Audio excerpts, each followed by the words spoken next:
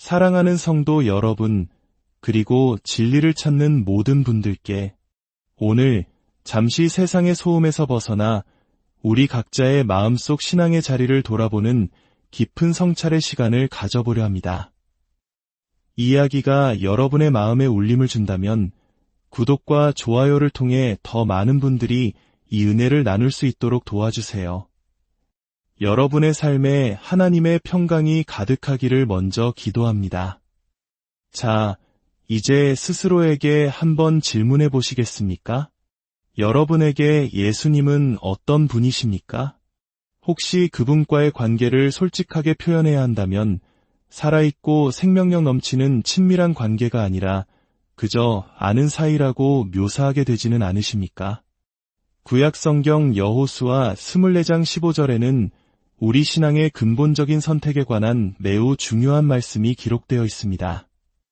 이스라엘 백성을 약속의 땅으로 이끈 위대한 지도자 여호수아는 그의 삶의 마지막 장에서 백성들 앞에 서서 역사의 길이 남을 선언을 합니다. 만일 여호와를 섬기는 것이 너희에게 좋지 않게 보이거든 너희 조상들이 강 저쪽에서 섬기던 신들이든지 또는 너희가 거주하는 땅에 있는 아모리 족속의 신들이든지 너희가 섬길 자를 오늘 택하라. 오직 나와 내 집은 여호와를 섬기겠노라. 오늘 저는 이 말씀을 바탕으로 여러분 앞에 세 개의 의자를 그려보려 합니다. 그리고 이 자리에 계신 모든 분들은 저를 포함하여 반드시 이 세 의자 중 하나에 앉아 있습니다. 여러분은 지금 어느 의자에 앉아 계십니까? 첫 번째 의자는 헌신의 자리입니다. 이 의자는 예수 그리스도께 자신의 삶을 온전히 드린 사람들의 자리입니다. 그들은 자신의 삶 전체를 하나님의 영광을 위해 바친 사람들입니다. 그들은 교회를 사랑하고 하나님 나라의 확장을 위해 헌신하며 자신의 삶과 가정에 주어진 소명을 분명히 이해하고 살아갑니다. 하나님께서 자신의 가정 전체를 향한 놀라운 계획과 목적을 가지고 계심을 믿습니다. 그들의 사업과 직장 또한 하나님의 영광을 드러내는 통로가 됩니다. 이들은 사도 바울이 고린도전서에서 말한 영적인 사람입니다. 그들은 영적인 본성을 가지고 세상 모든 일을 영적인 눈으로 바라봅니다.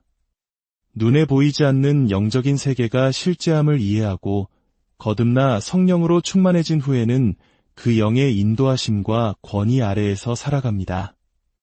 그렇기 때문에 이 헌신의 자리에 앉은 사람들은 때로는 빠르게 변화하는 세속적인 세상 속에서 구시대적인 사람처럼 느껴지거나 세상의 가치관과 충돌하며 외로움을 느끼기도 합니다.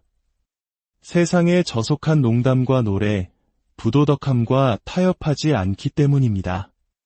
만약 당신이 세상과 조금도 부딪힘 없이 너무나 편안하게 잘 어울리고 있다면 어쩌면 당신의 신앙에 무언가 문제가 있다는 신호일 수 있습니다. 진리와 도덕은 헌신된 사람에게는 무엇보다 중요한 가치이기 때문입니다. 두 번째 의자는 타협의 자리입니다. 이 자리에 앉은 사람들은 아마 이 시간 말씀을 듣는 분들 중 가장 많을지도 모릅니다. 이들은 거듭났고 예수님께 마음을 드렸으며 교회에도 출석합니다. 누군가 물으면 자신을 그리스도인이라고 기쁘게 대답할 것입니다. 하지만 그들의 삶은 예수 그리스도와 멀찍이 떨어져 있습니다. 만약 그들이 완전히 정직해져야 한다면 예수님은 친밀한 관계라기보다는 그저 아는 사이에 가깝다고 말할 것입니다. 일주일에 한 번 혹은 2주에 한 번 교회에 가서 그분에 대해 생각하고 그분에 대한 설교를 듣는 것이 전부입니다. 이들은 첫 번째 의자에 앉은 영적인 사람과 달리 사도 바울이 말한 육신에 속한 사람입니다. 그들은 세상과 하나님 사이에서 아슬아슬한 줄타기를 합니다.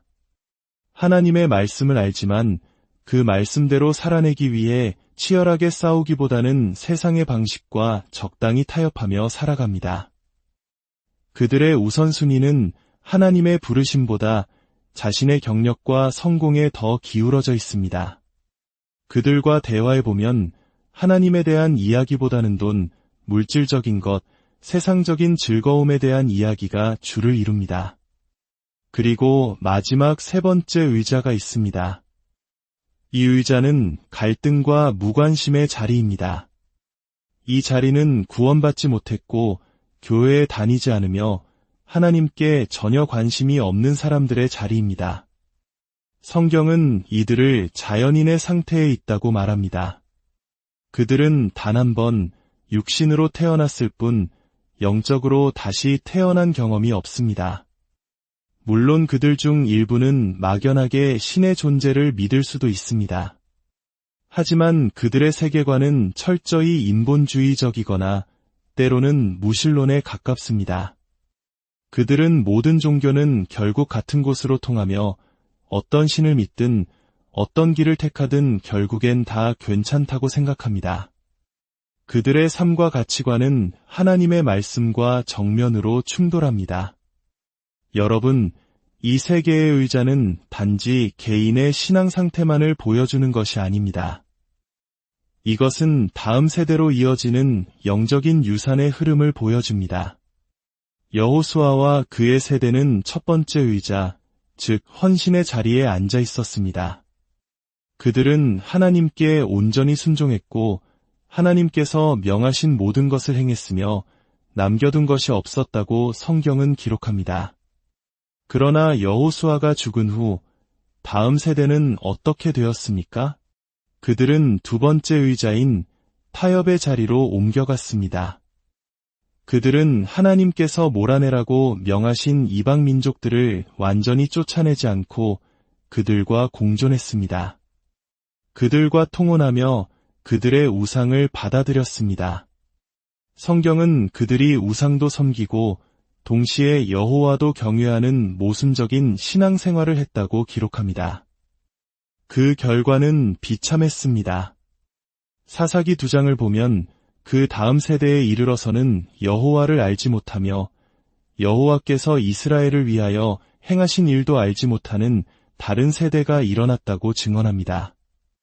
그들은 세 번째 의자, 즉 하나님과의 갈등과 완전한 무관심의 자리에 앉게 된 것입니다.